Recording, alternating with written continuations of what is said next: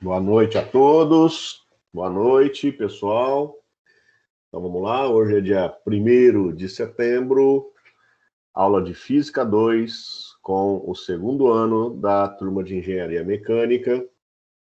Então vamos só relembrar que a gente está na parte de termodinâmica, já fizemos, duas aulas de termodinâmica.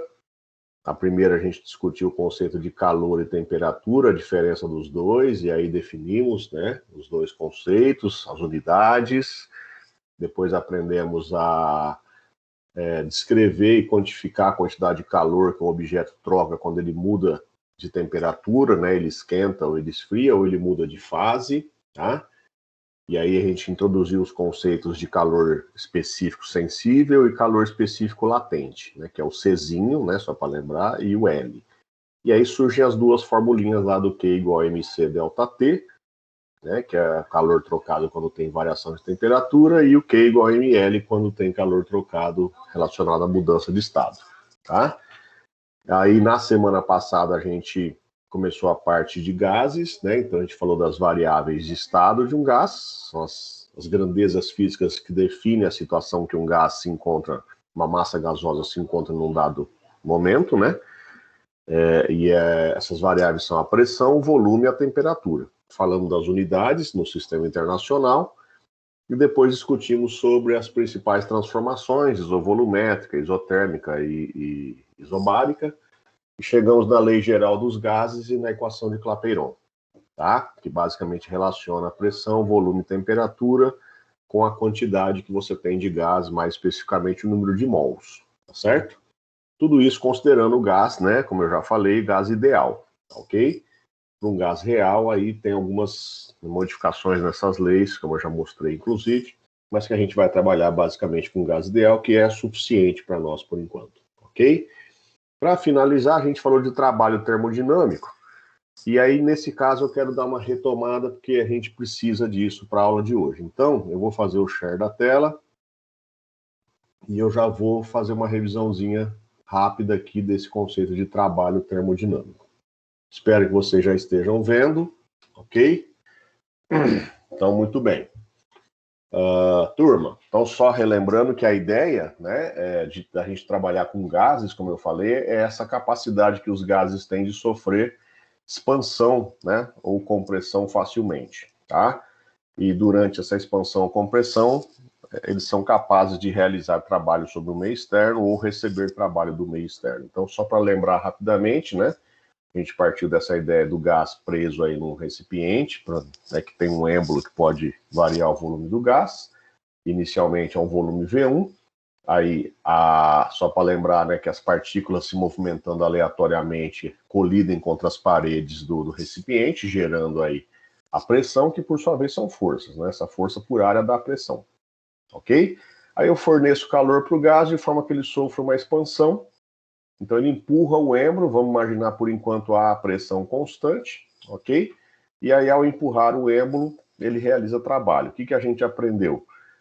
Primeiro, você vai ter que o trabalho depende da pressão e da quanto variou o volume. No caso da pressão ser constante, a gente partiu da definição de trabalho que a gente viu lá na parte de Física 1, tá? E chegamos na expressão de que o trabalho realizado pelo gás é P delta V. Pressão vezes variação do volume, quando a pressão ela é constante.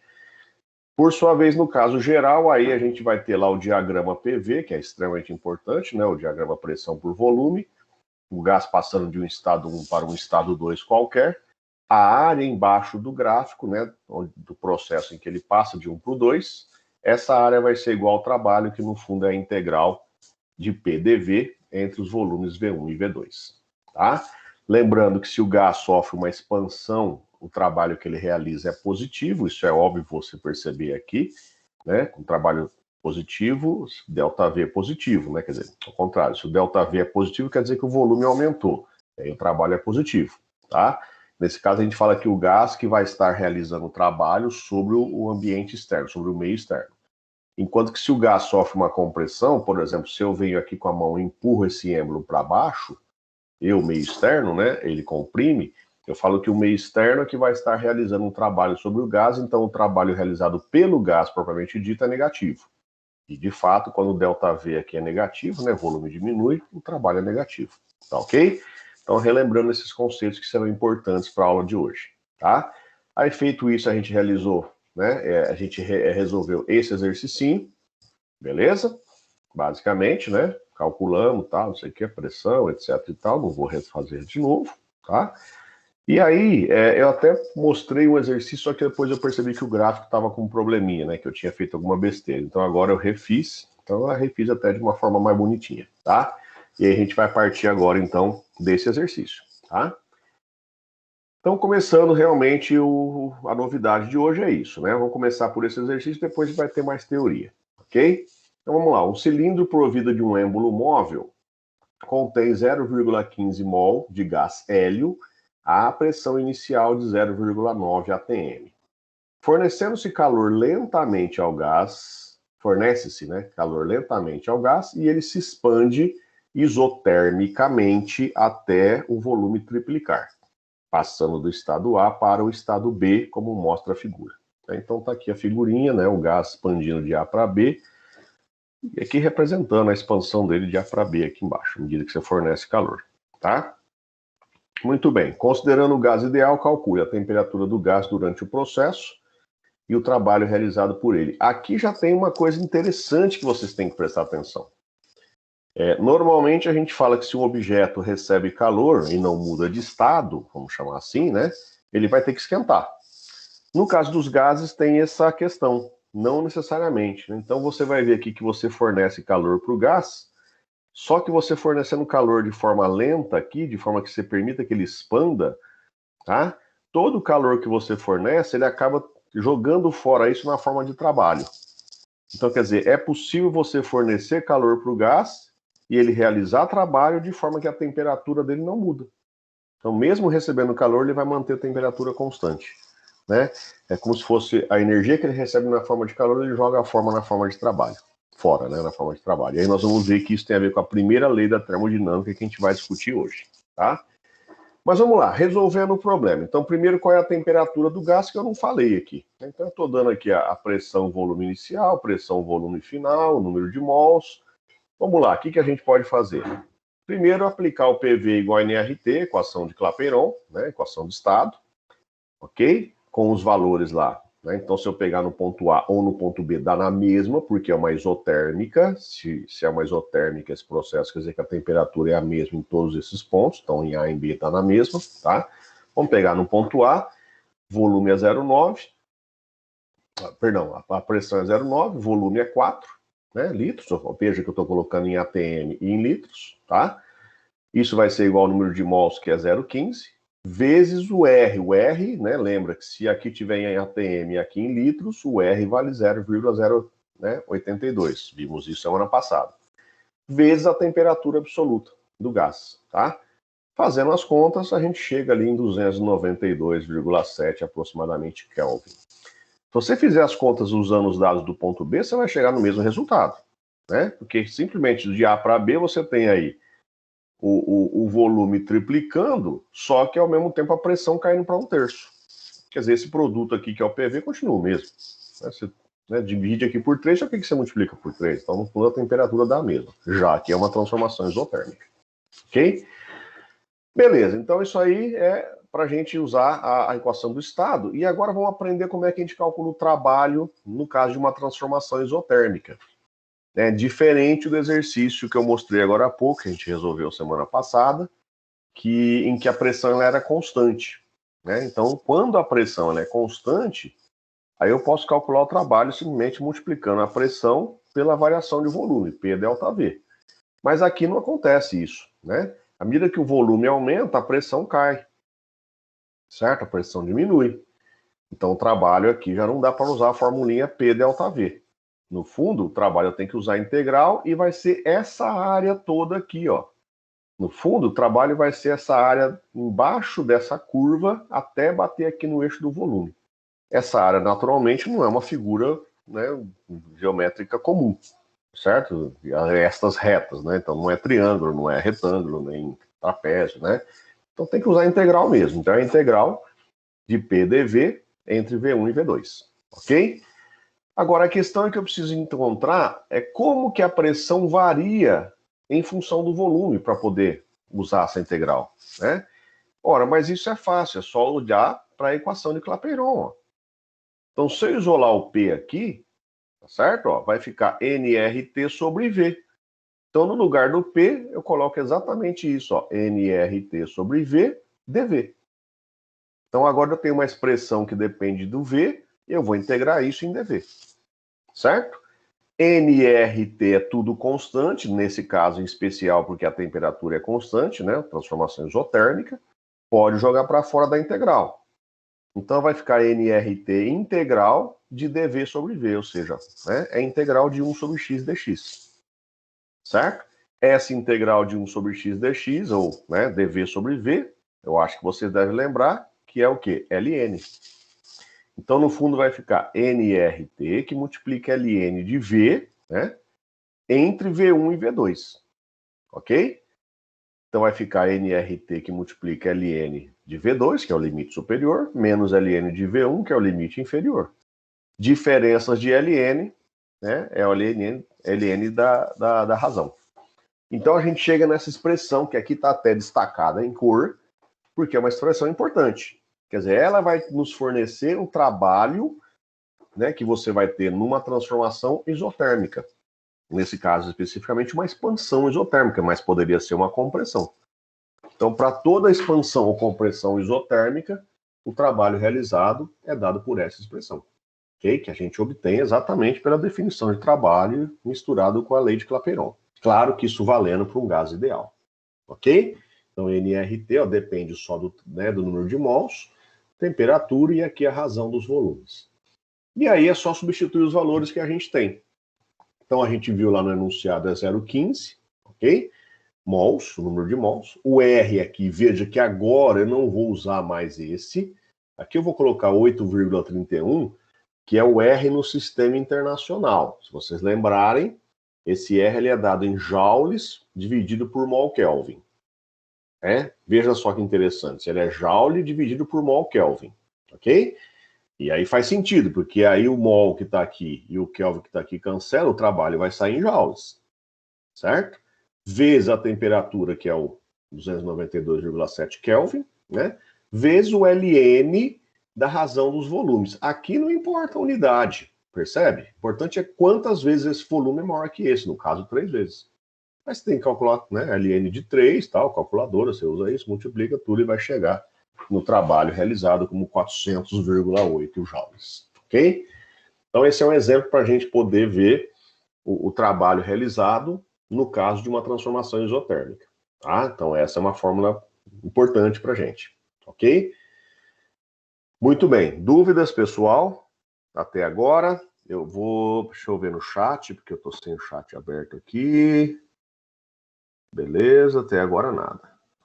Pessoal, eu prefiro que vocês falem, tá? Porque às vezes eu não presto atenção no chat, eu já falei isso para vocês, ok? Bom, se não tiver nenhum problema, vamos passar para frente, tá? Então agora a gente vai para a primeira lei da termodinâmica, né? Ou seja, as leis da termodinâmica, vamos discutir isso, ok?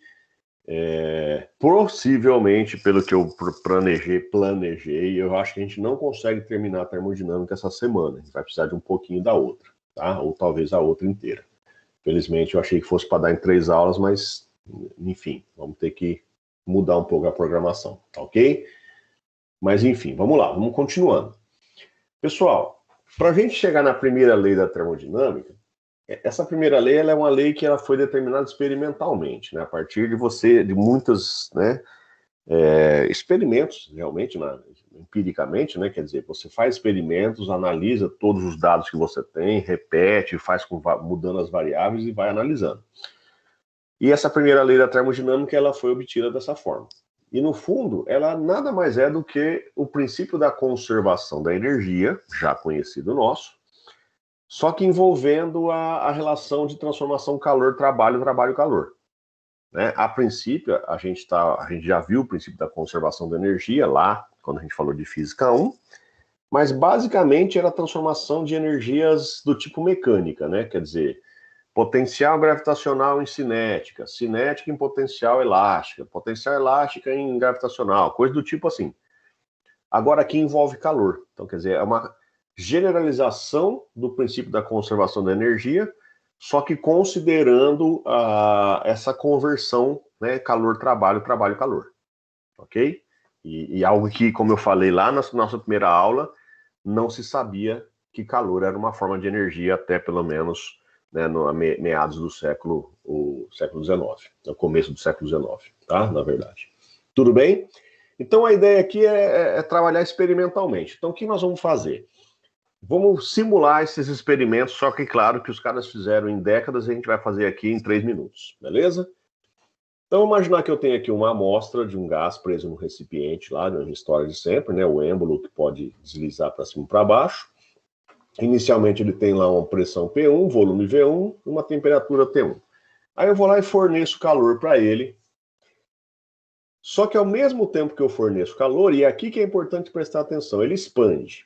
Então vejam bem, ele troca energia com o meio externo, com, né, a parte de fora dele, do sistema, ele troca energia de duas formas. Na forma de calor, no caso aqui ele está recebendo calor, poderia perder se eu colocasse em contato com uma fonte fria, né? Enfim, mas aqui ele está recebendo calor, e ao sofrer uma expansão, ele gasta energia porque ele tem que empurrar o êmbolo realizando trabalho sobre o meio externo. Então, isso acaba sendo uma transferência de energia do gás para o meio externo, só que na forma de trabalho. Ok? Então, basicamente, são as duas formas que ele tem de trocar energia com o meio externo, na forma de calor e na forma de trabalho. Né? Claro que o calor pode ser recebido ou perdido, dependendo se ele estiver mais quente que a fonte ou mais fria. Né? Ele pode expandir ou comprimir, ou seja, o trabalho pode ser realizado pelo gás sobre o meio externo ou vice-versa, enfim, tem várias possibilidades. Ok? Mas a questão aqui é que ele vai trocar essa energia com o meio externo nessas duas formas. Bom, vamos fazer o seguinte. Eu quero imaginar agora uma situação em que o gás ele passa de um estado A, ok, qualquer. Eu criei isso aqui, tá, gente? Em que ele vai ter lá um volume inicial de 2 litros e uma pressão de 0,4 atm, e ele vai chegar num estado final de 6 litros e uma pressão também vai variar. Então eu quero que mude tudo aqui, tá? A pressão aumenta para 0,8 atm. A questão é o seguinte, ele pode fazer essa transição de A para B de várias formas. Eu vou ilustrar duas aqui, né? Duas simples, mas ele pode fazer de várias formas, infinitas formas, na verdade. Infinitos caminhos que ele pode seguir entre A e B, processos, vamos chamar a verdade. Então, por exemplo, um processo seria ele fazer o seguinte, chamar de processo 1. Ele pode, primeiro, mantendo o volume constante aqui, ó, ele aumentar a pressão, tá certo? Ele recebe calor aqui, mantendo o volume constante e aumenta a pressão. Ele esquenta e aumenta a pressão. Depois você solta o êmbolo, de forma que o êmbolo pode se mover, e você continua fornecendo calor e ele aumenta o volume, só que mantém pressão constante. Esse é um processo, tá? Então é um processo relativamente simples. Você mantém volume constante, depois libera o êmbolo e aí continua fornecendo calor e aí o volume aumenta, só que a pressão fica constante. E aí eu quero imaginar que a gente consiga calcular, né, a partir da fonte aqui, a potência da fonte que eu tenho, né, o tempo que a fonte fica ligada, eu consigo calcular o calor que esse gás recebe. Então eu vou imaginar aqui que eu calculei, medi, na verdade, não calculei, mas eu medi esse calor recebido e deu 920 joules de calor. Estou chutando aqui, ok? E na verdade chutando, mas sabendo se os valores são corretos, tá? Enfim, então ele recebeu aí 920 joules de calor, ok? Durante esse processo, também vai ter realização de trabalho. Já vou até adiantar uma coisa que a gente vai ver daqui a pouco, ó. Se eu pegar nesse processo aqui inicial, não tem trabalho realizado. Por quê? Porque não tem variação de volume, quer dizer, o êmbolo não se move. Agora, nesse processo, tem trabalho realizado. Posso calcular facilmente esse trabalho multiplicando a pressão pela variação do volume, já que a pressão é constante. Que no fundo vai me dar toda essa área aqui, ó. Certo? Muito bem, toda essa área. Aí eu vou lá e faço a conta, não interessa aqui a conta, isso aqui vai me dar 320 joules, tá? Então é importante que não são as contas, vocês vão entender que o importante é o resultado final. Beleza, esse é um processo. Tranquilo? Então, por esse processo, o gás recebe 920 joules de energia na forma de calor e realiza 320 joules de energia, 320 joules de trabalho. Ok? Agora vamos imaginar os mesmos dois estados A e B, só que eu faço um segundo processo. Então eu vou fazer o processo agora assim. Primeiro eu faço uma expansão isobárica, beleza? Só inverto os processos, basicamente, né? E depois eu faço um aumento de pressão, só que mantendo o volume constante, uma isovolumétrica. Tranquilo, né? Muito bem. Eu vou ter que fornecer calor para ele expandir isobaricamente, eu vou ter que fornecer calor para ele também conseguir aumentar a pressão, mantendo o volume constante. Então eu tenho calor fornecido. Vou lá e calculo, ou meço, né, esse calor fornecido a partir da fonte aqui, da potência da fonte, etc. E eu vejo que ele agora ele me fornece, ele recebe 760 joules de calor. Ok?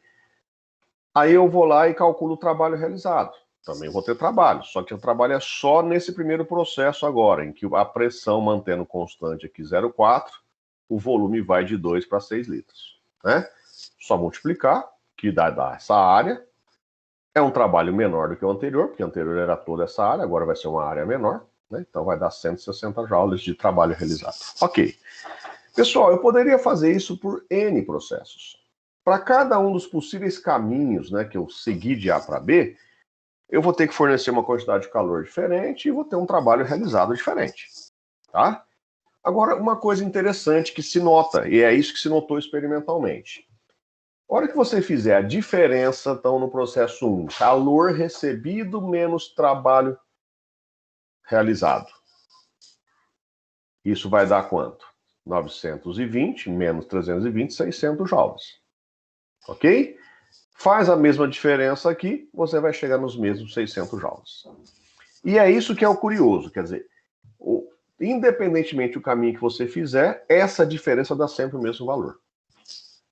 Ok? E é isso que a gente tem que tentar analisar o que significa isso.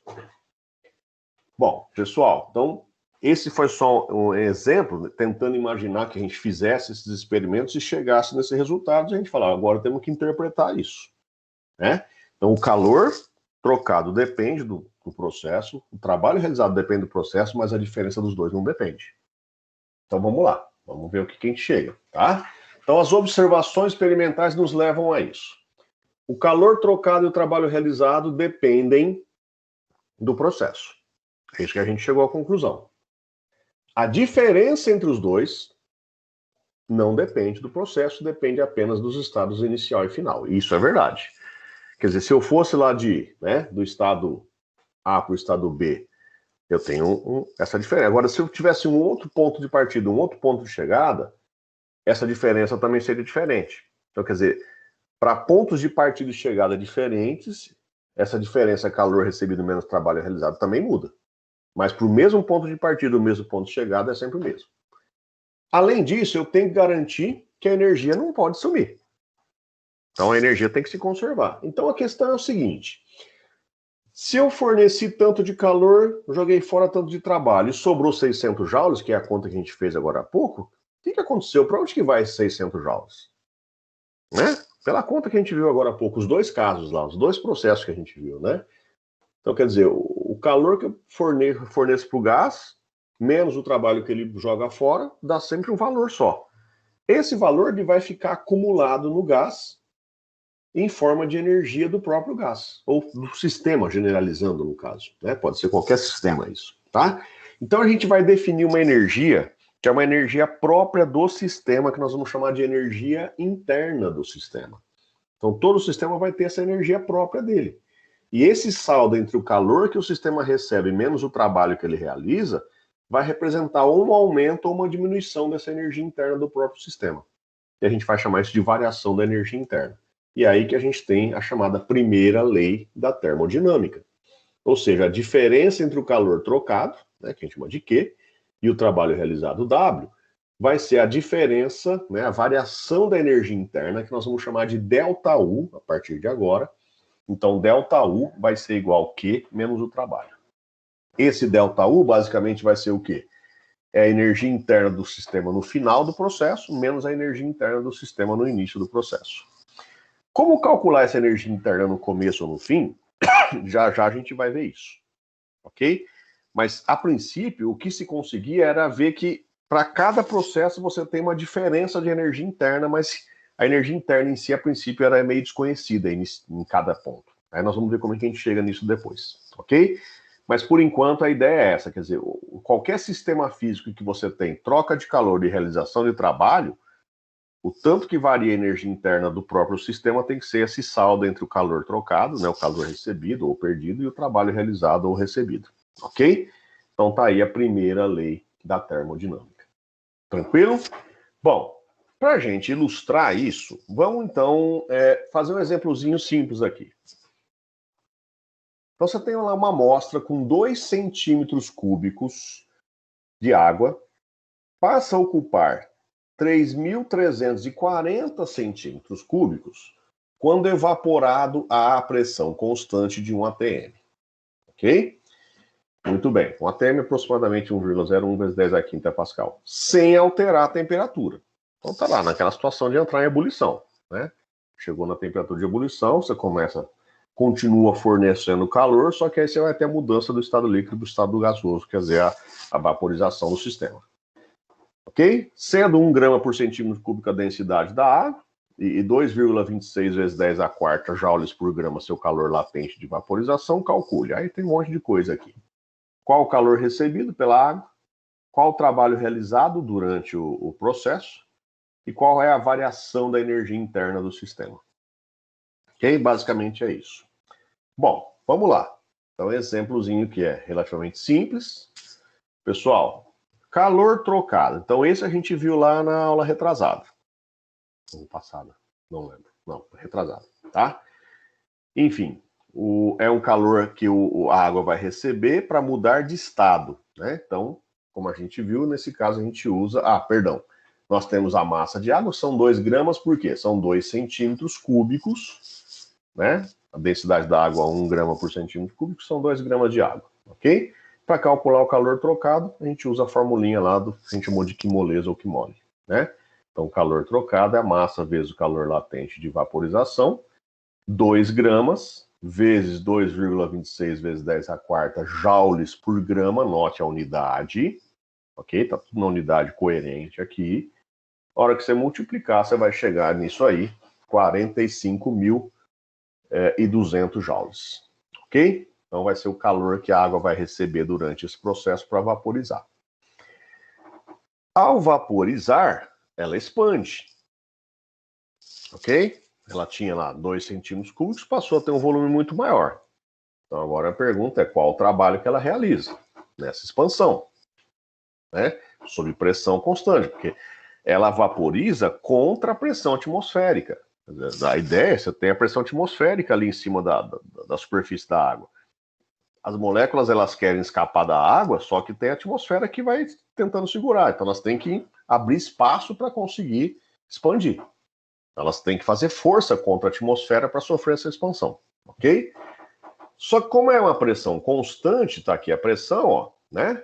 A gente pode usar a formulinha trabalho igual a P delta V. O delta V, o que vai ser? Volume final menos inicial, diferença dá praticamente o volume final, vocês perceberam, né? Que é um volume inicial muito pequeno.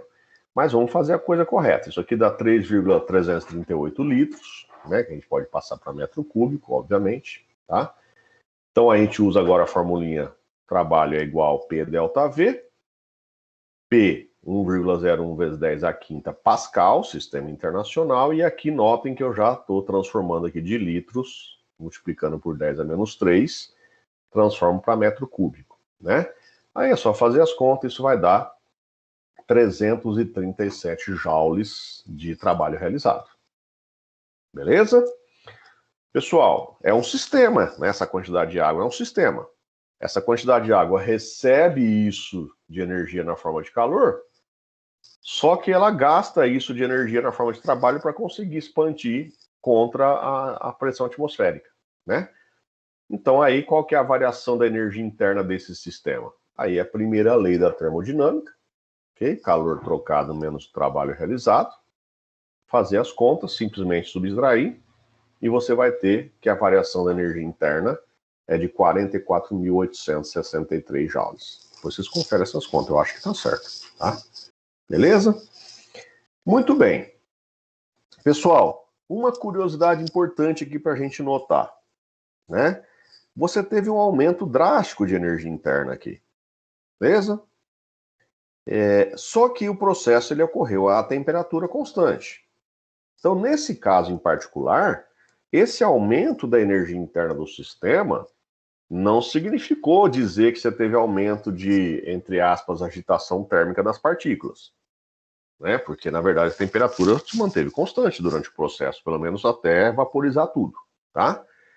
Então, para onde que foi essa energia interna, né? A ideia é o seguinte, na condição de água, as moléculas têm uma força relativamente intensa de ligação entre elas, formando uma certa, né, coesão ali, existe uma certa agregação. E para você conseguir quebrar essas forças e separar as moléculas, você tem que gastar energia. E é isso que eu estou falando, quer dizer, esse saldo foi o suficiente para você dar essa energia para o sistema e o sistema ganhar essa energia de forma a quebrar essas ligações e as moléculas de água praticamente ficarem livres, né, uma da outra, tá? Então, na situação em que elas estão livres umas das outras, elas vão ter mais energia do que quando elas estavam presas uma na outra. E essa energia é exatamente devido a essa quebra de ligação entre as moléculas, ok? Então, é um aumento de energia interna mesmo sem ter variação de temperatura, né? Muito bem, então esse exemplo é um exemplo aqui de uma situação em que ocorreu mudança de estado e a gente consegue aplicar a primeira lei da termodinâmica. Tranquilo? Bom, agora vamos fazer o caso especial, vejam bem. A primeira lei da termodinâmica, ela vale para qualquer sistema que você possa imaginar, físico, químico, biológico, não importa, porque ela é a lei da conservação da energia, né? Como é que você vai calcular o trabalho realizado, se o sistema expandir ou não expandir, como é que vai ser a troca, enfim, depende de cada processo, né? Então, por exemplo, o exemplo anterior era um caso de uma vaporização, a gente aplicou a primeira lei da termodinâmica. Agora, o que eu quero analisar aqui é o caso especial de um gás ideal, especificamente ainda chamado gás ideal monoatômico. O que é um gás monoatômico? Se você pensar bem, o hélio, o argônio, por isso que eu estou usando esses exemplos, são gases monoatômicos, é um átomo só, né? Se você pegar a molécula de hidrogênio, o gás de hidrogênio, ele já é um átomo diatômico, ok? O nitrogênio, N2, é diatômico, o oxigênio, O2, ele é diatômico. Então, aí já complica um pouquinho a situação do que a gente vai analisar. Por quê? Porque num átomo diatômico, ou num átomo monoatômico, primeiramente, ele é uma bolinha, praticamente uma bolinha. Então eu posso praticamente desprezar o tamanho dele e imaginar, né, que ele só sofra movimentos de translação. O único tipo de movimento que ele vai ter é a translação, né, nos três eixos x, y, z, ok? Num átomo diatômico, por exemplo, o O2, ele já é uma coisa que tem uma certa forma, né? A gente chama de modelo de halteres, que ele parece um halteres daqueles de fazer academia, né? Tem duas bolinhas com um cabinho no meio. Então, além dele poder sofrer movimentos de translação nos três eixos, ele pode sofrer movimento de rotação. E aí, além da energia cinética de translação, ele já envolve aí energias cinéticas de rotação. Dá para fazer análise e no livro tem isso, né? Hoje a gente não vai chegar a ver isso, mas eu espero que a semana que vem a gente já consiga fazer um pouquinho disso. Então vamos começar pelo mais simples, que é o gás monoatômico. E vocês vão ver que já dá uma complicação, tá? O que eu quero que vocês entendam? Então vamos lá. No gás ideal monoatômico, que tipo de energia eu posso esperar que esse gás tenha? Basicamente, energia cinética, de translação especificamente. As partículas desse gás, elas só têm movimento de translação. Elas não interagem entre si no sentido de forças de atração elétrica, então não existe energias potenciais elétricas, tá? Porque a gente está colocando o gás ideal não tem isso, né? Elas só interagem entre si durante as colisões. Então a única forma de energia que as moléculas têm é energia cinética de translação. Então o que eu posso falar? Que a energia total que esse gás tem, basicamente é isso, é a soma das energias cinéticas, de todas as energias cinéticas de todas as partículas que constituem o gás. Então, basicamente é isso, ó. Você imaginar aqui o gás preso vamos imaginar aqui, eu já fiz de propósito um cubo, né, uma caixa cúbica, vocês vão entender já já por quê. De lado L e tal, né? E vou imaginar que eu tenho aí N moléculas, né? N maiúsculo moléculas, ok? Ou partículas, melhor. E eu vou imaginar, para facilitar, que todas têm a mesma massa, então é um gás de um tipo só. Cada uma dessas, né, essas partículas com uma dada velocidade, aí, essas velocidades mudando o tempo todo, porque elas estão colidindo uma com a outra, né?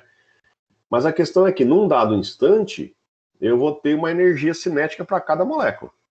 Então, cada moléculazinha, cada partículazinha tem uma massa, tem uma velocidade. Se eu pegar meio da massa vezes a velocidade ao quadrado, eu vou ter a energia cinética dessa partícula. Somo todas essas energias cinéticas, eu vou ter o que eu chamo de energia interna de um gás ideal, né? Monoatômico. Então, basicamente é isso aqui, ó. Energia interna do gás ideal. Somatória das energias cinéticas, quer dizer, somatória de meio de mv quadrado para todas as partículas que constituem o gás. Ok? Isso é por definição, então é isso que nós vamos ter de energia cinética.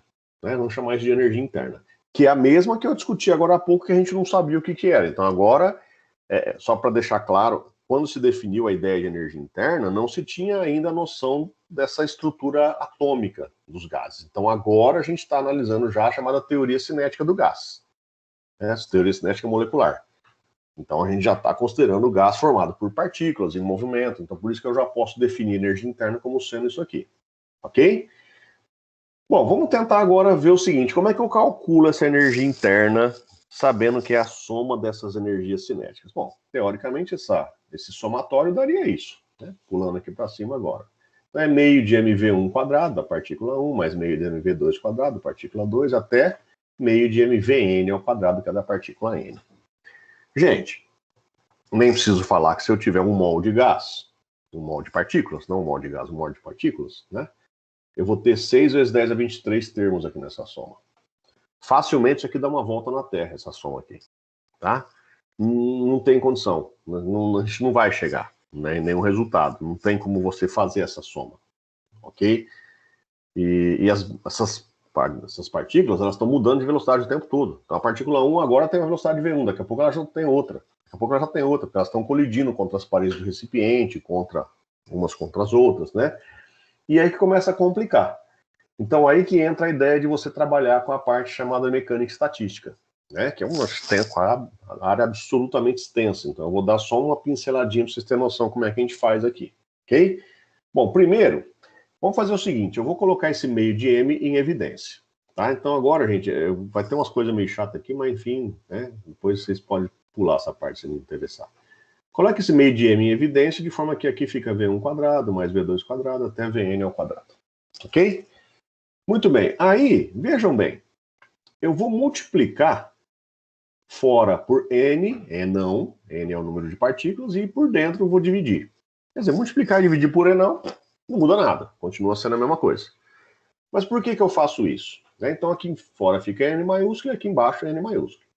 A hora que você olhar para cá, você vai ter que isso aqui vai ser a soma dos quadrados das velocidades, n termos, dividido por n. Isso tem cara de média, né? Isso tem uma cara de uma média. Média de alguma coisa. No caso, média do quê? Média do quadrado da velocidade. Isso a gente realmente vai escrever assim, ó. Esse cara aqui, então, tudo que está aqui dentro, eu vou chamar isso aqui de v quadrado, que vai ser a chamada velocidade quadrática, ok? Basicamente, média ao quadrado. Olha só, velocidade quadrática média ao quadrado. Ok? Então, tudo isso que está... Opa, perdão. Tudo isso que está aqui dentro eu vou chamar de v quadrado, vou colocar aqui, ó. Então, vai ficar meio de m, n, v quadrado. Onde esse v quadrado, ele é a soma desses v1, v2, tudo ao quadrado, sobre n. Ou seja, esse v no fundo, então, ele é a raiz quadrada de tudo isso aqui, ó. Essa soma toda, dividido por n. Isso é chamada velocidade quadrática média. Ok? Então é como se eu estivesse basicamente dizendo o quê? Cada partícula tem uma velocidade, mas existe uma velocidade típica, que é como se eu pudesse imaginar todas as partículas como se tivesse essa mesma velocidade. Certo? Basicamente essa é a ideia de média, né? É aquela história, a gente está... Vocês têm aula de estatística, gente. Você faz uma prova, né? Ah, cada aluno tirou 2, outro aluno tirou 8, outro aluno tirou 6, outro aluno tirou 7, e assim vai. Se eu somar todas essas notas, deu, por exemplo, lá 350, certo? Divido pelo número de alunos, eu vou ter a média. É como se todo aluno, né? A ideia da média é isso. É como se eu pudesse falar que todos os alunos tivessem essa média, essa nota. Que somado daria os mesmos 350. É essa que é a ideia, ok? Então é como se eu pudesse imaginar todas as partículas com essa velocidade v, que é chamada velocidade quadrática média. A primeira coisa que a gente vai fazer é isso. Gravem essa expressão aqui. Então, a energia interna, ela vai ser N meio, propositalmente eu colocando nessa ordem, tá? N, que multiplica meio de M, V quadrado, onde o V quadrado, tirando a raiz, é a velocidade quadrática média, né? Bom, agora vamos lá. Eu vou pegar uma partícula, então, que vai ter essa velocidade chamada quadrática média V, né? No fundo, é como se imaginasse que todas têm essa velocidade. É isso que eu estou tentando imaginar agora. Ela tem uma massa m e uma velocidade v, ok? Primeiro que essa velocidade, ela está no espaço 3D. Então, essa velocidade, eu posso imaginar que eu divido ela em três componentes. Vx, Vy, Vz. Ok? De forma que o quadrado da velocidade original, né? Eu divido isso aqui, a gente viu isso lá em vetores, ok? É o Vx ao quadrado, mais o Vy ao quadrado, mais o Vz ao quadrado.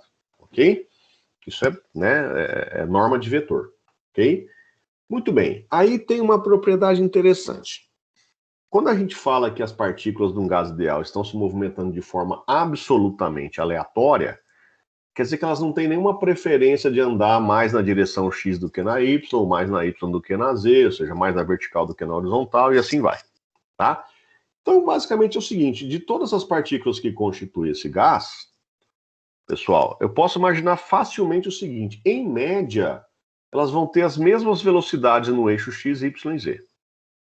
Então, né, se eu fizer a média das velocidades no eixo x, as médias das velocidades no eixo y, a média das velocidades no eixo z, essas médias vão dar muito parecidas, uma com a outra.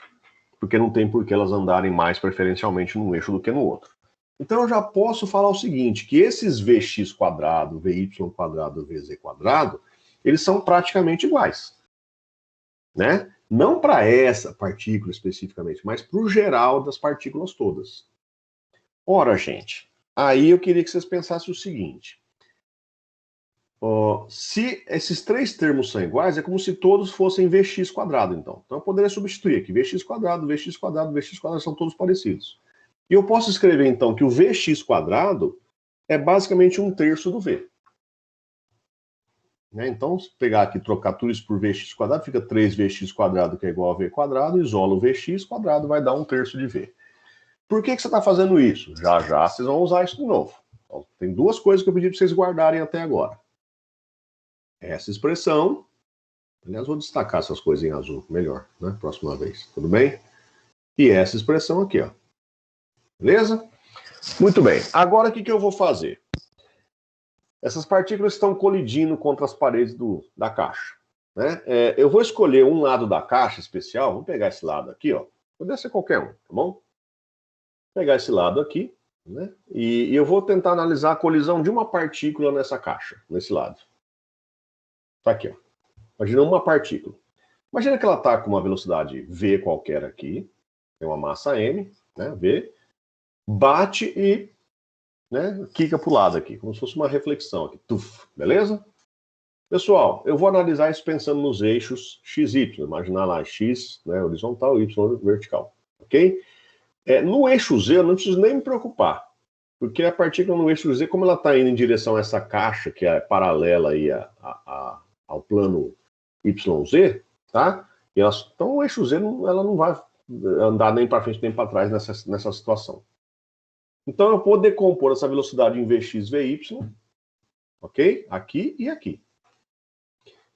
A do eixo Z é como se eu estivesse, né, apontando para mim aqui ou para fora a velocidade, mas enfim, teria que pensar em três dimensões, eu não vou nem me preocupar.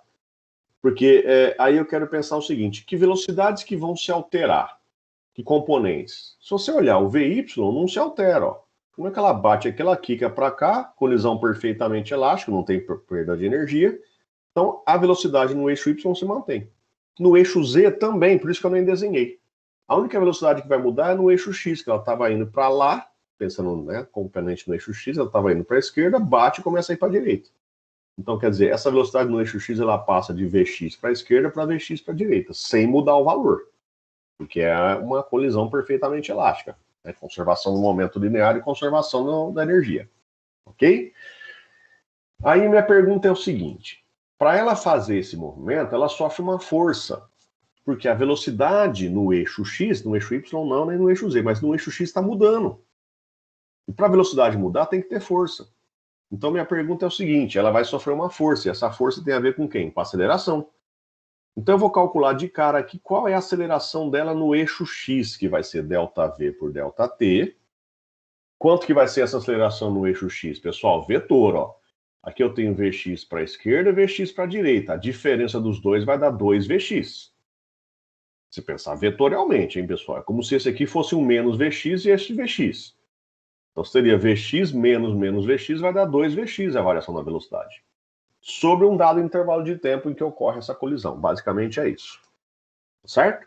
Então eu já tenho a aceleração que a partícula vai ter na hora que ela bate nessa parede e volta. Guardando isso, vamos lá, desenho de novo. Beleza? Agora eu vou aplicar a lei de Newton para ver qual que é a força que você vai ter nessa parede. Só que eu não tenho uma partícula só. Eu tenho um monte de partículas. Pessoal, aí é o seguinte, outra coisa estatística. Eu tenho N partículas. Analisando só a direção do eixo X, quantas vão estar andando para o lado esquerdo, quantas vão estar andando para o lado direito? Em média. Como eu disse, não há preferência de movimento para um lado ou para o outro. Então, dessas N partículas, eu posso tranquilamente dizer que aproximadamente metade delas move-se para a esquerda, em direção a essa tampa azul, esse lado azul. A outra metade para a direita, tá certo?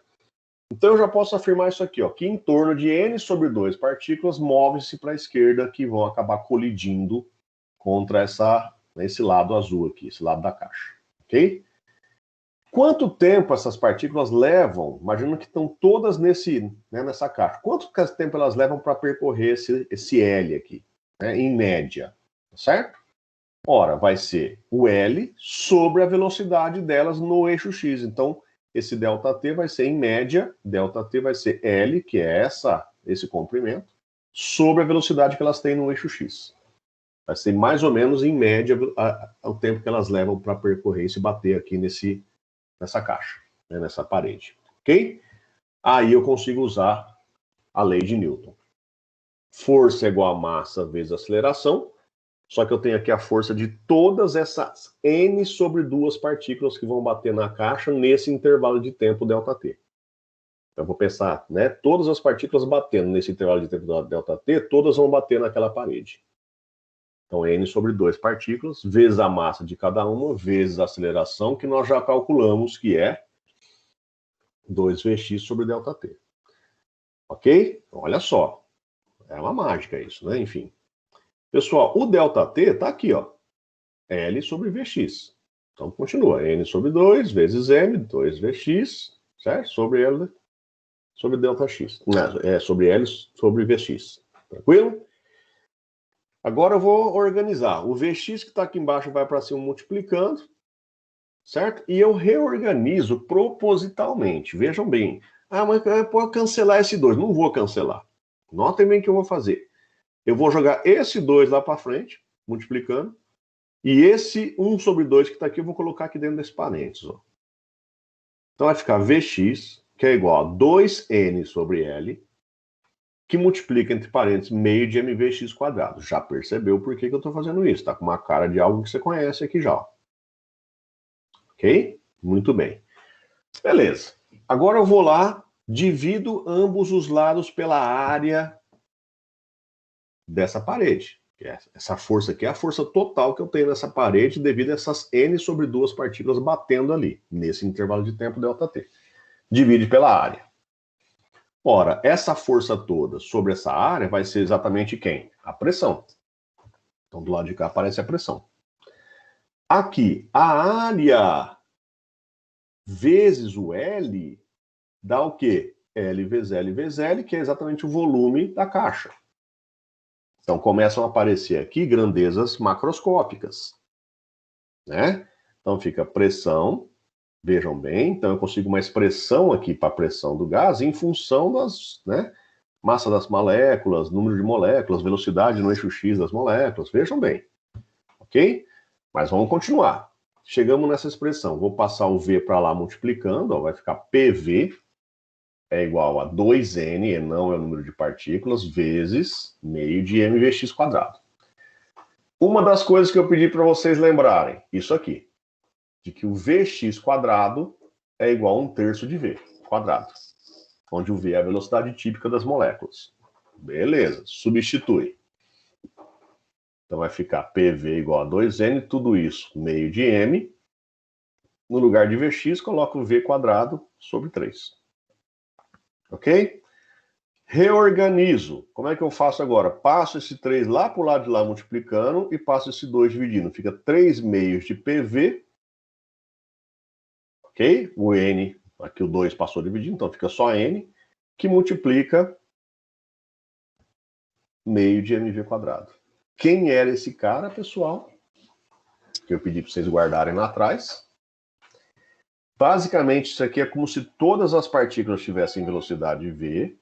Se eu multiplicar pela massa vezes meio, vai dar a energia cinética de cada partícula, imaginando que todas tenham a mesma energia cinética.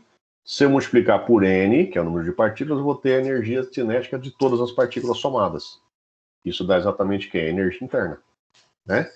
Então eu obtenho a energia interna que o gás tem, que é a soma das energias cinéticas de todas as partículas. Eu obtenho uma expressão, só que a energia interna, essa expressão me dá a energia interna em função de grandezas que eu consigo mensurar, grandezas macroscópicas, né? Que é a pressão e o volume. Então dá 3 meios de PV. Particularmente PV todo mundo sabe que é o quê? 3 meios de PV é NRT. Então eu chego que isso aqui é 3 meios de NRT. Então nós chegamos numa expressão que me dá a energia interna de um gás ideal monoatômico, que basicamente é a soma das energias cinéticas de todas as partículas que constituem esse gás. Ok? Ou 3 meios de PV, ou 3 meios de NRT. Pessoal, esse 3 meios, particularmente esse 3 especificamente, tem a ver com esse cara aqui, ó. O fato das partículas, né, se movimentarem em 3 dimensões, x, y, z, nos levou a esse Vx quadrado é igual a 1/3 de V, tá certo? Mas isso depois nós vamos discutir, tá? Muito bem. Agora, olhando aqui, essa energia interna, ela basicamente, vamos lá, ela depende do quê? Da temperatura. Né? Então, para uma dada massa fixa, que o N, né, imagina que o N não muda, quanto maior a temperatura, maior a energia interna, quer dizer, maior a energia cinética das moléculas e vice-versa, somadas. Né?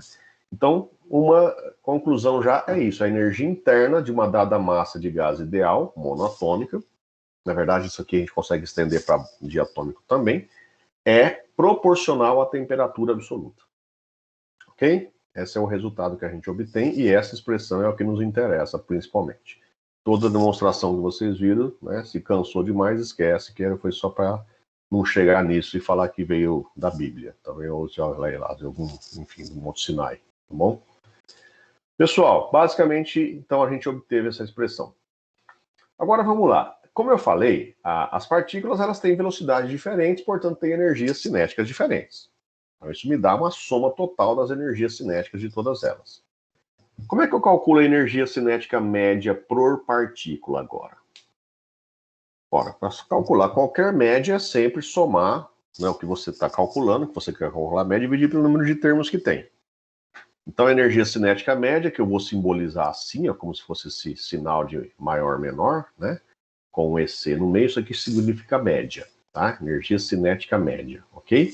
É a soma de todas as energias cinéticas sobre o número de partículas, que no fundo, então, é a energia interna, né? Já que é a soma das energias cinéticas sobre N. Por sua vez, a energia interna, acabamos de, né, obter a expressão. É 3 meios de nRT sobre Enão. Então vejam bem, a partir daqui agora eu vou calcular a energia cinética média usando a definição de média, né? Ok. Pessoal, aí, olha o que eu vou fazer agora. Esse N, número de mols, a gente viu na aula passada que pode ser a massa total do gás sobre a massa molar. Mas também tem essa expressão aqui, ó. É o número de partículas que eu tenho sobre o número de Avogadro. Quer dizer, o que é o número de mols? É quantos conjuntos de 6 vezes 10 a 23 você tem. Então eu pego quantas moléculas, ou átomos, ou partículas eu tenho, dividido por Na, que é o 6 vezes 10 a 23. Então, quer dizer, se eu tiver aqui, por exemplo, 12 vezes 10 a 23, como aqui é 6 vezes 10 a 23, eu vou ter o quê? Cancela, cancela, dá 2 mols. Se eu tiver aqui, sei lá, 24 vezes 10 a menos... 24 vezes 10 a 23, aqui eu vou ter, dividido por 6 vezes 10 a 23, vai dar 4 mols, e assim vai. Então, o N, que é o Ninho, é o número de partículas, sobre o Na, que é o número de Avogadro, que é 6 vezes 10 a 23 partículas. Substitui, então, aqui no lugar do Ninho, coloca essa expressão, Enão sobre o Na. Certo? Enão com Enão, cancela. Então, vai ficar 3 meios de R sobre Na vezes T. Pessoal, R sobre Na, ok? Esses dois valores a gente conhece. O R é 8,31 no Sistema Internacional e o Na, acabei de falar aqui, aproximadamente, na verdade é 6,02, tem uma, né? Isso aqui, 6 vezes 10 a 23. Se você dividir esse valor por esse, você vai obter 1,38 vezes 10 a menos 23. Isso aqui é chamado de constante de Boltzmann, que é uma das constantes mais fundamentais da física. Ok? E aí você chega nessa expressãozinha aqui, ó, de que a energia cinética média, né, das partículas é 3 meios de kBt. K ou kB, né? A gente chama de K, a gente chama de kB, tá certo? Então é constante de Boltzmann vezes a temperatura. E essa constante é esse valor aqui. Pessoal, essa expressão basicamente nos leva à nossa primeira aula, quando eu falei que a temperatura é uma medida da energia cinética média das partículas, e falei, ó, isso aqui ainda não está definido, mas é mais ou menos isso. Está aqui agora definido. Quer dizer, está claro que a temperatura é diretamente proporcional à energia cinética média das partículas. Então, isso basicamente é a definição, né, para um gás monatômico ideal, é basicamente isso. Mas, na verdade, qualquer que seja o gás, vai mudar só esse fator, mas sempre você vai ter essa proporção. Ok? Muito bem. Ilustrando o que a gente aprendeu por enquanto. Por enquanto, né? Pessoal, vamos lá. Imagina que eu tenho aqui um balão de festa de aniversário que contém 0,25 mol de gás hélio, a pressão de 1,5 atm e temperatura de 32 graus Celsius. Sendo 6,7 vezes 10 a menos 27 quilogramas a massa de um átomo de hélio. E considerando um atm como sendo 10 a quinta pascal, aproximei aqui, tá? Calcule os valores aproximados da energia interna do gás no interior do balão, da energia cinética média por átomo de hélio e o valor típico da velocidade dos átomos de hélio. Certo? Basicamente é isso. Tranquilo? Então vejam bem, o que eu tenho? Número de mols, temperatura, massa de cada átomo de hélio, beleza? Tem a pressão, que a gente não vai acabar nem usando, tá? Mas enfim, vamos lá. Energia interna, basicamente a expressão que a gente viu. O átomo de hélio é um átomo monoatômico, por isso que eu estou falando de hélio. É um átomo só. 3 meios de nRT. 3 meios de N, que é 0,25 mols, vezes R, que é 8,31. Temperatura, gente, só para lembrar, tem que passar para Kelvin. Tá lá, ó. Deixa eu voltar aqui rapidinho. 32 graus Celsius, soma 273, vai dar 305 Kelvin. E olha a unidade. Aqui está em mol, aqui está em Kelvin, e isso aqui é dado em joules por mol Kelvin. Certo? Cancela o mol, cancela o Kelvin com Kelvin, essa energia sai em joules. Então vai dar uma energia interna de 950 joules. Beleza? Então, essa energia interna, o que ela é? Ela é a soma de todas as energias cinéticas de todas as partículas que constituem o gás. Né? Essa é a energia interna. Agora, o que eu quero? Energia cinética média. Eu poderia pegar esse valor e dividir pelo número de átomos que eu tenho. Aí eu teria que ver lá. No 0,25 mols, calcula lá. Cada mol tem 6 vezes 10 a 23 moléculas. 0,25 mol vai dar 1,5 vezes 10 a 23 moléculas. Pega tudo isso, divide por 1,5 vezes 10 a 23 moléculas, você vai achar a energia interna. Ou você já usa a fórmula pronta, como eu falei. Como é um gás, né, monoatômico, a energia cinética média vai ser 3 meios de kBT, né, onde o K é a chamada constante de Boltzmann. Beleza? Então, 3 meios de 1,38 vezes 10 a menos 23, vezes a temperatura absoluta, que é 305. Isso vai te dar uma energia cinética média por átomo de 6,3 vezes 10 elevado a menos 21 joules. Claro, absolutamente pequena, né? E somado o número de átomos grande, aí eu vou ter os 950 joules. Tranquilo? Cada átomozinho vai ter, em média, essa energia cinética. Agora, pessoal, como eu já falei, os átomos vão ter velocidades diferentes. Quando eu pergunto velocidade típica, é exatamente assim. Qual seria uma velocidade que eu teria em média? Tá certo? Ora, aí eu posso usar o conceito de energia cinética. A energia cinética média basicamente vai ser meio de mv quadrado, onde o v seria essa velocidade típica, nessa média, nessa velocidade típica média, vamos chamar assim, ok? E aí é substituir os valores. A energia cinética média eu calculei, substituo aqui. Isso vai dar meio da massa de cada átomo, certo? Vezes a velocidade ao quadrado. Aí, né, passa dois multiplicantes, aqui dividindo, escorrega, não sei o que, tá? Tira a raiz, tá? Essa conta ridiculamente estúpida aqui, né? Aí é só fazer conta, não tem o que fazer. Faz a conta, isso vai dar aproximadamente 1.371 metros por segundo. Tá? Alto pra cacete, galera. Vejam bem que interessante isso, né? Então, cada átomozinho de hélio a essa temperatura, que nem é tão alta, está uma velocidade aqui de mais de 4.000 km por hora. Basicamente é isso, né? É claro que não anda tudo isso, porque elas estão colidindo o tempo todo. Então elas andam totalmente em forma de zigue-zague lá devido às colisões. Mas essa velocidade, em média, seria a velocidade que elas têm entre duas colisões sucessivas, né? Então, em média, elas têm essa velocidade, que é altíssima, né? Velocidade bem alta. Ok? Então é um exemplozinho para a gente analisar, vejam bem, a partir desse micro, né? Desse mundo micro, né? Desses estados micros, para poder ver que o átomo, o gás, ele tem esse caráter microscópico, ok? Muito bem. Agora vamos fazer o seguinte, vamos aplicar a primeira lei da termodinâmica para alguns processos termodinâmicos que são alguns particulares. E que a primeira lei ela acaba tendo um formato especial, né?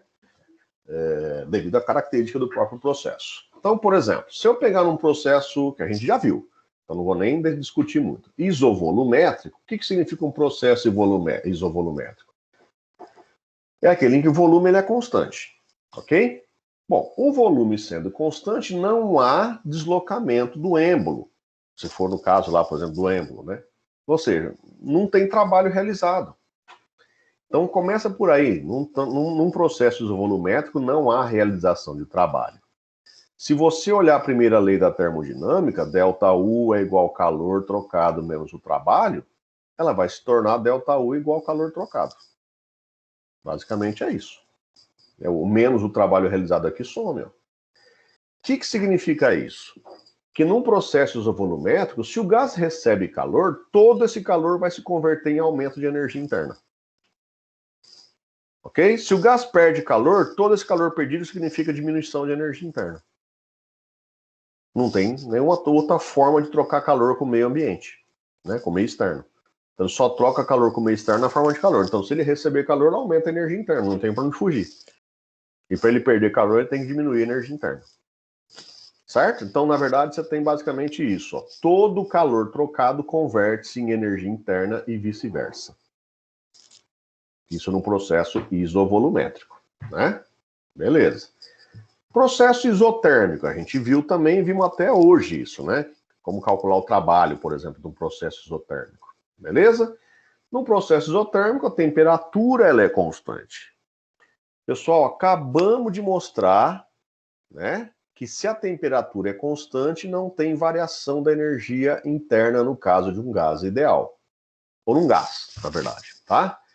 Então, se não tem, né, variação de temperatura, não tem variação da energia interna.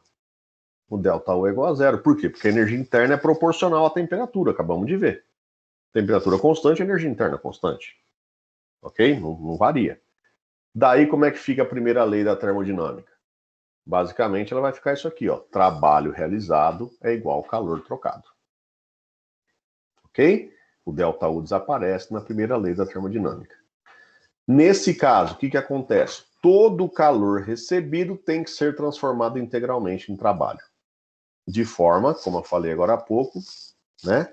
Naquele exemplo que a gente viu, todo o calor recebido se transforma em trabalho, de forma que a energia interna do gás continua sempre a mesma. E a temperatura, portanto, não muda. Então tá aqui, ó. Todo o calor trocado converte-se em trabalho e vice-versa. Tranquilo? Existe o processo isobárico. No caso do isobárico, a primeira lei da termodinâmica não muda. Ela continua sendo ΔU é igual ao calor trocado menos o trabalho, porque os três fatores acabam acontecendo. Mas existe uma outra agora que é um pouquinho mais complicada, que é a chamada transformação adiabática. Essa transformação adiabática é vaso adiabático, parede adiabática. Já comentei com vocês isso. É aquele em que não há troca de calor. Então, uma transformação adiabática é aquela em que você não troca, o gás não troca calor com o meio externo. Não há troca de calor do sistema com o meio externo. Ok? Então, se não há troca de calor, lá na primeira lei da termodinâmica, o Q é igual a zero. Se o Q é igual a zero, o ΔU fica igual a menos o trabalho realizado. Certo? Então, nesse caso, eu vou ter trabalho convertendo-se integralmente em energia interna e vice-versa. Todo o trabalho é convertido em energia interna e vice-versa. Não tem troca de calor. E aí, nesse caso em especial, da adiabática, a gente tem que pensar um pouquinho mais com calma. Então, para a gente poder ilustrar, vamos ver como é que ficaria o gráfico de uma transformação adiabática. Vejam bem como a coisa é um pouquinho mais complicada. Pessoal, aqui eu tenho duas isotermas. Isotermas, não isotérmica, ok? Aquelas curvas que todos os pontos correspondem à mesma temperatura, T1, T2, né? Sendo que T1 maior que T2. Lembra que quanto mais afastada a isoterma tiver dos eixos, maior a temperatura. Já falamos isso semana passada, ok?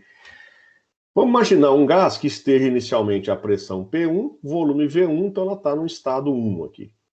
Se esse gás ele fosse expandindo, só que ao mesmo tempo recebendo calor, e o tanto que ele expandisse, realizasse de trabalho, ele recebesse de calor, a temperatura não ia mudar, então ele ia ficar em cima dessa isoterma aqui, ó.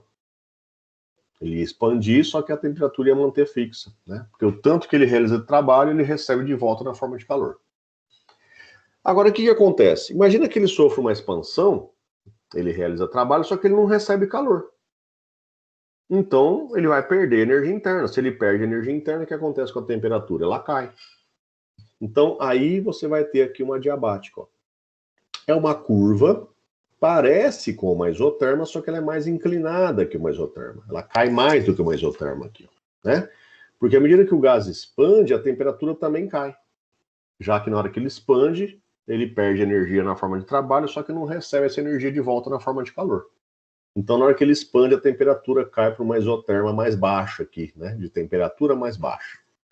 E ele acaba chegando aqui numa pressão 2, volume 2. Essa pressão 2, volume 2, não está em cima da isoterma T1, ela está na isoterma T2. Certo? Pessoal, se fosse uma transformação isotérmica, que é a que a gente viu aqui em cima, a gente viu semana passada também, eu poderia garantir que o produto P1V1 teria que ser igual ao produto P2V2, se fosse uma isotérmica, mas não é.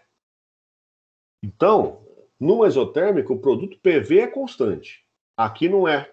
O produto PV não é constante, mas dá para mostrar que o produto P vezes V elevado a um coeficiente que nós vamos chamar de gama, e nós vamos falar sobre esse gama mais para frente, né? Então, quase uma isotérmica, ó, PV, só que V elevado a um gama, sendo que esse gama é maior que 1.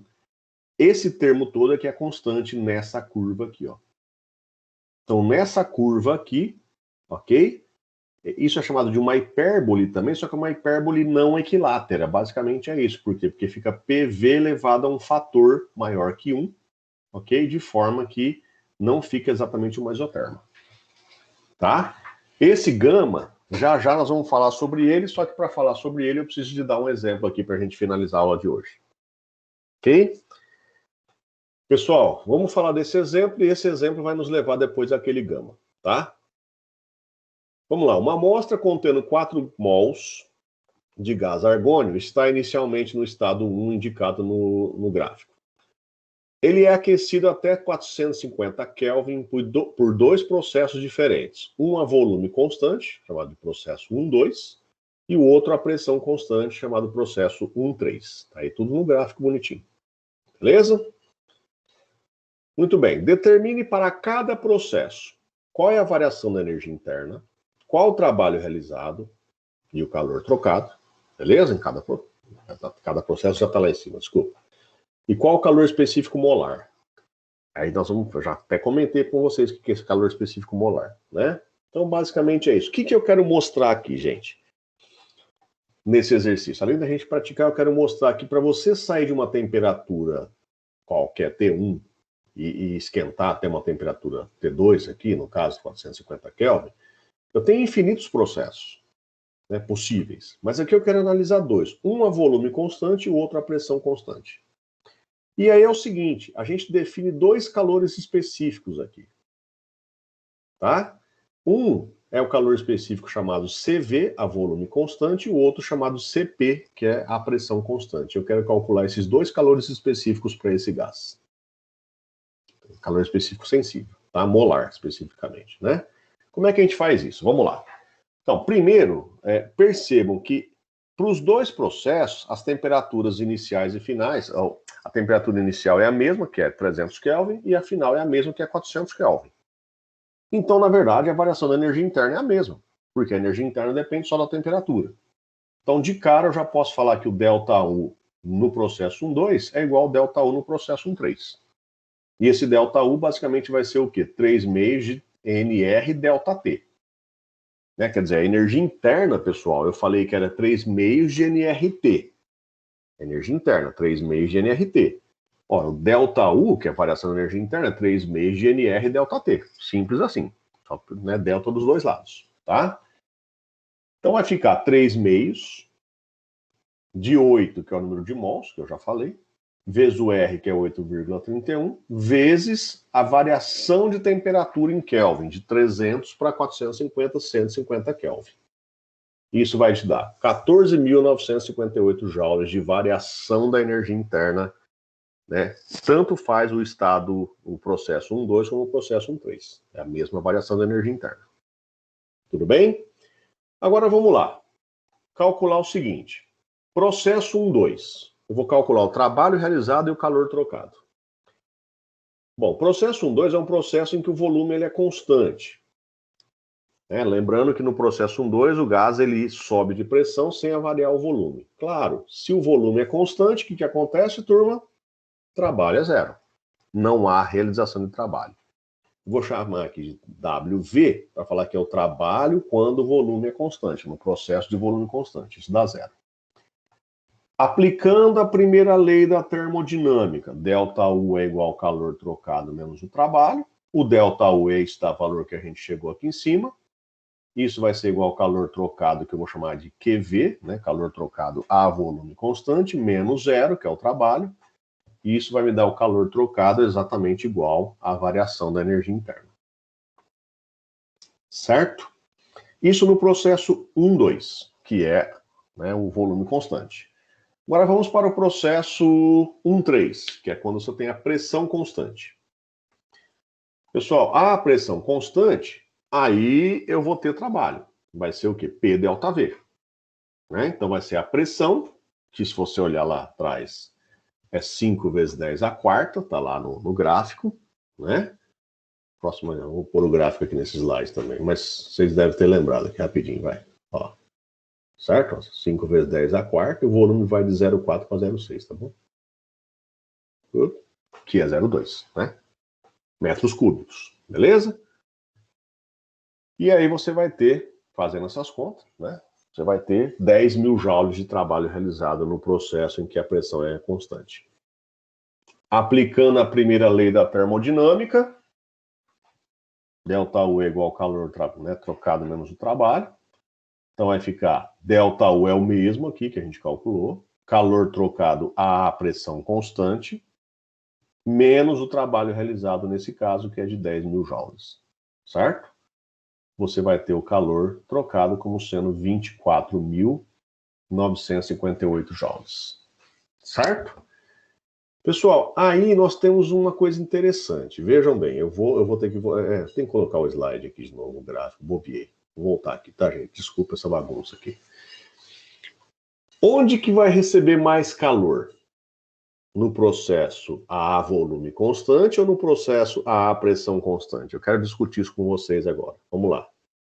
Processo 1.2 ou processo 1.3? Em qual deles eu tive que fornecer mais calor para o gás? Vocês perceberam, né? Nesse processo aqui, ó. E vejam bem, é a mesma variação de temperatura. Então o gás ele vai esquentar de 300 para 450 Kelvin, tanto nesse processo como nesse. Mas nesse eu tenho que fornecer um tanto de calor e aqui eu tenho que fornecer muito mais. Por quê? Porque nesse, o calor que eu forneço, além de fazer aumentar a temperatura, ou seja, variar a energia interna, esse calor também ele acaba sendo utilizado para a realização de trabalho. E nesse aqui não. Então é claro que um processo isobárico, certo? Ele sempre vai consumir mais calor do que um processo isovolumétrico para a mesma variação de temperatura. Consumir mais calor quer dizer, você vai precisar fornecer mais calor. Ou perder, depende se for uma, né, se fosse uma compressão aqui também. Ok? Isso significa o seguinte, para uma mesma variação de temperatura, se eu forneço quantidades de calores diferentes, eu vou ter calores específicos diferentes, aqui e aqui. E é isso que a gente vai calcular agora. Então, continuando o nosso processo aqui, certo? Calor específico. Bom, se vocês lembrarem, o calor específico era Q dividido por M ΔT. M de massa, né? Falei. Mas aqui é calor específico molar. Então, quer dizer, ao invés de usar massa, eu uso o número de mols. Então, eu vou calcular quanto de energia para cada mol tem que variar de tantos graus Celsius. Tem que fornecer para cada mol variar de tantos graus Celsius, entendeu? Ou de Kelvin, né? Então, no fundo, a definição nossa é essa aqui. C igual a Q sobre N, que é o número de mols, vezes ΔT. Ora, A volume constante. Calor trocado, 14.958. Beleza? Sobre N, que é 8, vezes variação de temperatura, que é 150 Kelvin. Isso vai te dar o calor específico molar como 12,5 joules por mol Kelvin. Ok? A pressão constante. Basicamente a mesma coisa, só que aqui, quando a pressão é constante, eu tenho 24.958 joules de energia, né, que eu tenho que fornecer na forma de calor. Sobre N vezes 150, o número de mols, a variação da temperatura é a mesma, isso vai te dar 20,8 joules por mol Kelvin. Certo? Até aí tudo bem, pessoal? Estão seguindo? Agora, eu quero que vocês façam para mim a diferença do CP menos o CV. Ok? Façam essa diferença para mim, por favor. CP menos CV. Rapidinho, vamos lá, quero que vocês façam. E pensem, claro, óbvio, né?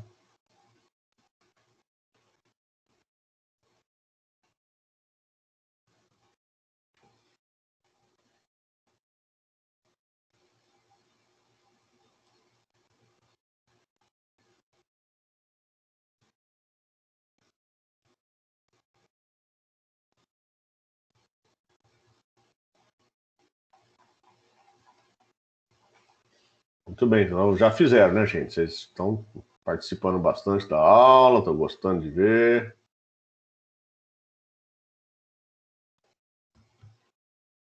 E aí, turma?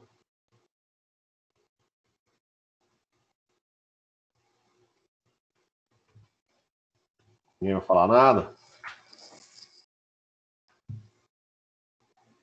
Pô, tá foda, hein? Desanimado, hein?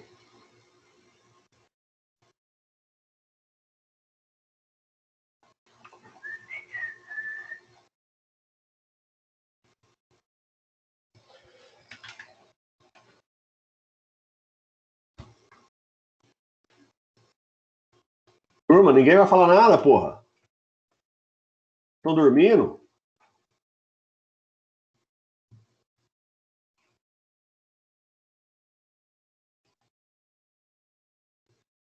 Olha, velho, não dá pra acreditar.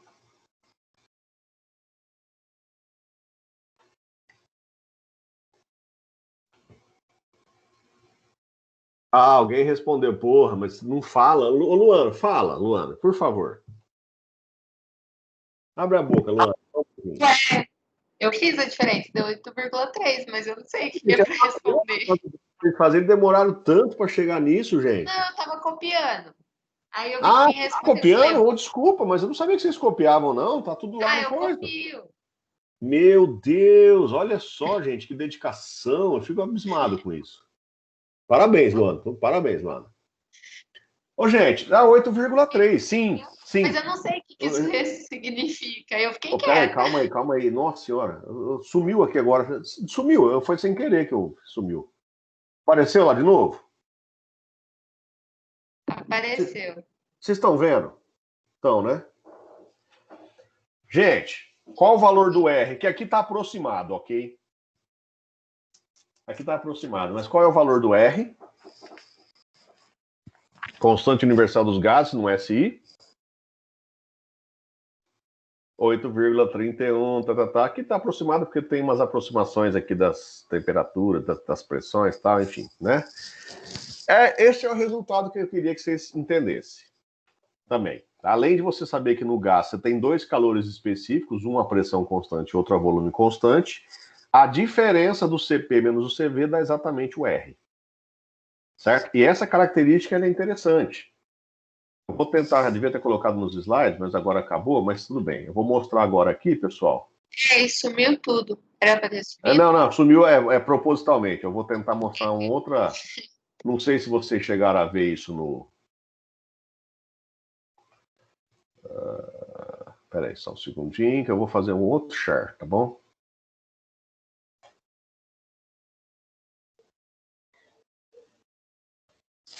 Estão vendo de novo? Estão vendo? No meu ainda não apareceu. Ih, agora eu perdi tudo aqui. Caraca, onde que foi parar esse gráfico? Nossa, agora eu perdi tudo. Apareceu nada? Nada. Aqui, achei. Pelo menos a tabela eu achei. Pronto. Eu vou ter que fazer. Sair do share. Calma aí, então. Tô aprendendo, tá, gente? Também. Vocês têm que ter paciência comigo. Uai, era pra aparecer, velho. Apareceu nada?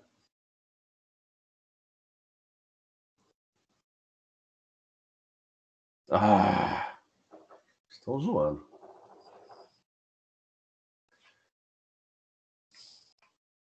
Que coisa, gente. Eu vou ter que resolver isso de um outro jeito. Bom, pessoal, eu vou parar a gravação para não ficar muito extensa, mas depois eu vou mostrar que depois eu vou acabar voltando nisso, tá? O que eu faço agora? Vamos ver.